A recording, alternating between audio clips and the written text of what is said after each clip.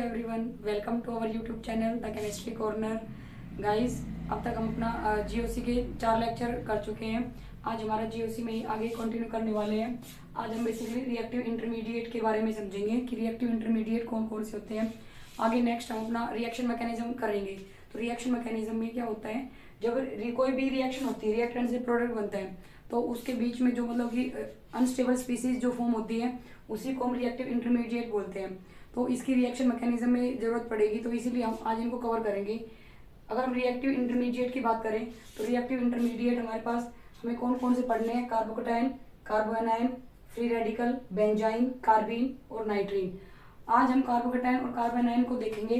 Free radical, benzyne, carbene, nitrene जब अपना reaction mechanism वाला पार्ट कवर करेंगे तो उसी के अंदर जब रिएक्शन में यूज होंगे तब हम इनको कवर कर लेंगे। वहाँ पर कार्बोकेटाइन और कार्बोएनाइन जो होता है वो थोड़ा ज़्यादा इंपॉर्टेंट रिएक्टिव इंटरमीडिएट होता है हमारे पास, क्योंकि अब रिएक्शन मैकेनिज्म जो हम न्यूक्लियोफिलिक रिएक्शंस करेंगे, सब्स्टिट्यूशन न्यूक्लियोफिलिक रिएक्शंस, तो उनके अंदर कार्बोकेटाइन इंटरमीडिएट की फॉर्मेशन होती है। तो उसके लिए हम पहले इनको कवर कर लेते हैं, उनका स्टेबिलिटी ऑर्डर वगैरह देख लेते हैं कि स्टेबिलिटी ऑर्डर क्या होती है, क्योंकि कार्बोकेटाइन की स्टेबिलिटी ऑर्डर से भी क्वेश्चन बनते हैं। तो अगर हम सबसे पहले आज हम बात करते हैं कार्बोकेटाइन इंटरमीडिएट की। अगर हम कार्बोकेटाइन इंटरमीडिएट की बात करें तो कार्बोकेटाइन एक ट्राइवेलेंट पॉजिटिवली चार्ज स्पीशीज होती है। Trivalent positively charge carbon having vacant p orbital perpendicular to plane. मतलब इसमें होता क्या है, देखो कैसा होता है, जैसे हमारे पास कार्बन है, इसके साथ 3 R1 R2 R3 ये 3 ऐसे अल्काइल ग्रुप अटैच है, और इसके पास होता क्या है, वैकेंट पी ऑर्बिटल होता है। अब वैकेंट पी ऑर्बिटल है तो इसका मतलब क्या है, हमारे पास ये कार्बन जो है वो क्या है, इलेक्ट्रॉन डेफिशिएंट स्पीशीज है, इसके पास क्या है, इलेक्ट्रॉन की कमी है।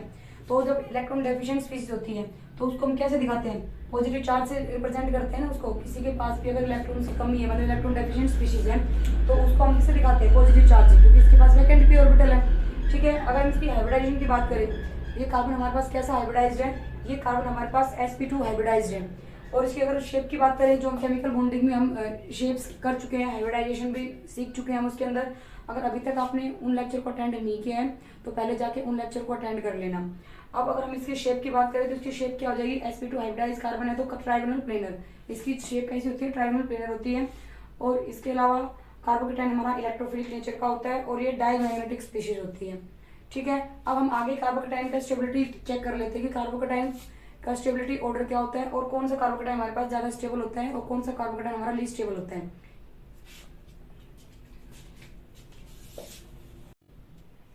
गाइस, अगर हम कार्बोकेटाइन इंटरमीडिएट के अंदर स्टेबिलिटी की बात करें तो जनरल अगर हम बात करते हैं तो हम लास्ट क्लासेस में भी कर चुके हैं कि जनरल अगर हम देखें स्टेबिलिटी ऑर्डर, टर्शियरी ज्यादा स्टेबल होता है, then secondary and then primary. ये हम लास्ट क्लास में भी कर चुके हैं जब हम इंडक्टिव इफेक्ट की एप्लीकेशन पढ़ रहे थे। उस टाइम भी हमने किया था कि tertiary carbocation is most stable carbocation, then secondary, then primary. Primary के बाद कौन सा था, मिथाइल कार्बोकेटाइन।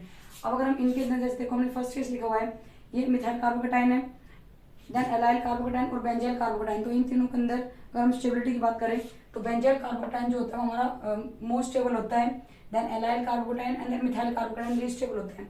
एलाइल कार्बोकेटाइन कौन सी स्पीशीज होती है, एलाइल कार्बन कौन से कार्बन को बोलते हैं हम, जब डबल बॉन्ड से नेक्स्ट कार्बन पर कार्बोकेटाइन होता है तो उस कार्बन को हम एलाइलिक कार्बन बोलते हैं और वो कार्बन हमारा एलाइलिक कार्बोकेटाइन बोला जाता है। ठीक है, अब सेकंड केस अगर हम बात करें, अगर हमारे पास साइक्लोप्रोपाइल मिथाइल कार्बोकेटाइन है और सेकंड ये केस में रखा है, इसके अंदर देखो ये हमने एरोमेटिसिटी के अंदर भी पढ़ा था कि एरोमेटिसिटी के अंदर जो एरोमेटिक कंपाउंड होते हैं वो मोस्ट स्टेबल कंपाउंड होते हैं।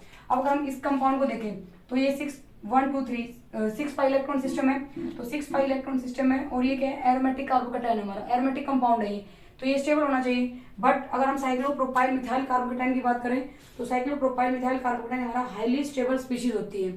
ये एरोमेटिक होने के साथ साथ एरोमेटिक भी था, लेकिन तब भी ये इससे क्या हुआ, थोड़ा लीस्ट स्टेबल होगा, क्योंकि हमारे पास अगर हम बात करें तो साइक्लोप्रोपाइल मिथाइल कार्बोकेटाइन सबसे हाईली स्टेबल माना जाता है कार्बोकेटाइन के केस में। अब हम नेक्स्ट कार्बोएनाइन इंटरमीडिएट को देखने वाले हैं कि कार्बोएनाइन इंटरमीडिएट क्या होता है हमारे पास।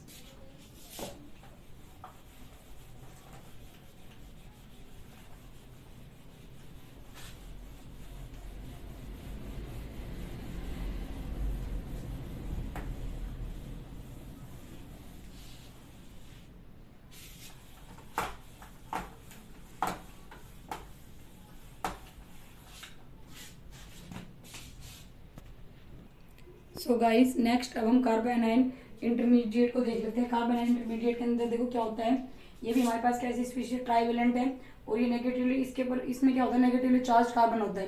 कार्बोकैटायन के केस में क्या था, पॉजिटिवली चार्ज कार्बन था। कार्बोनाइन के अंदर क्या हो जाएगा, नेगेटिवली चार्ज कार्बन होता है। अगर इसके हम इसमें दो केस बनते हैं, कार्बोनाइन इंटरमीडिएट के अंदर दो केस देखे हूँ। एक तो क्या कि जब नेगेटिव चार्ज हमारा कंजुगेशन में इन्वॉल्व नहीं होगा, जब हमारा नेगेटिव चार्ज कंजुगेशन में इन्वॉल्व नहीं होगा, कंजुगेशन में पार्टिसिपेट नहीं कर रहा होगा, तो उस टाइम पे जो हमारा कार्बोनाइन इंटरमीडिएट होगा उसकी जो हाइब्रिडाइजेशन होगी वो क्या होगी, sp3 हाइब्रिडाइज्ड, और उसकी जो शेप होगी वो क्या होगी, पिरामिडल। ये तब का केस है जब हमारा नेगेटिव चार्ज जो है, ये नेगेटिव चार्ज जो है वो कंजुगेशन में इन्वॉल्व नहीं हो रहा है।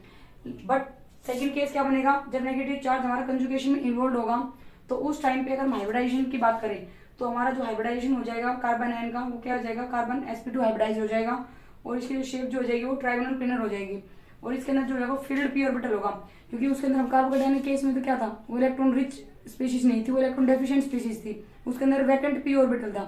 अब हम इसकी बात करें क्योंकि इलेक्ट्रॉन रिच स्पीशीज है, भाई कार्बोनाइन कैसी हमारे पास इलेक्ट्रॉन रिच स्पीशीज है, तो इसके अंदर क्या होगा, फिल्ड पी ऑर्बिटल होगा, और जब नेगेटिव चार्ज कंजुगेशन में इन्वॉल्व होगा तो इसकी हाइब्रिडाइजेशन sp2 हाइब्रिडाइज हो जाएगी और शेप क्या हो जाएगी, ट्राइगोनल प्लेनर।